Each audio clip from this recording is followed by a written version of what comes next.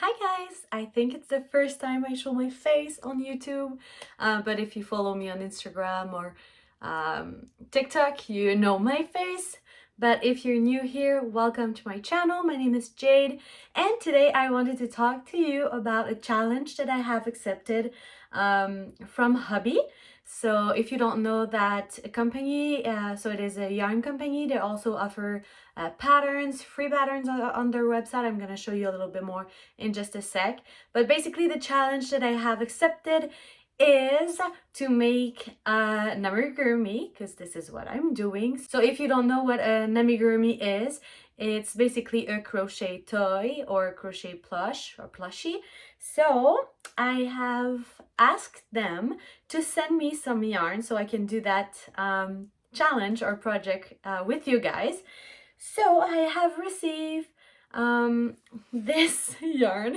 It's so pretty. So it is the yarn Amigo Jade. So it is as per the label a bulky yarn, but I think it's pretty big, so it's a big bulky yarn. And I've chosen the color, I think it's neon green. I'm gonna show you on the website as well. So I'm not sure my camera is picking up that color so well, but it's really nice green neon color. And I've also asked them to send me some dark gray, so I'm gonna be making my design with these two. These are not the typical color that you would use for these, so I'm gonna be making an animal, so it wouldn't be the color you would typically choose for that animal, but I just wanted you to go and think outside the box.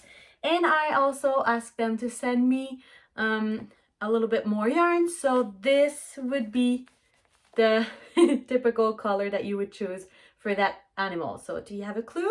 So this is a little different. It's the Amigo Chunky.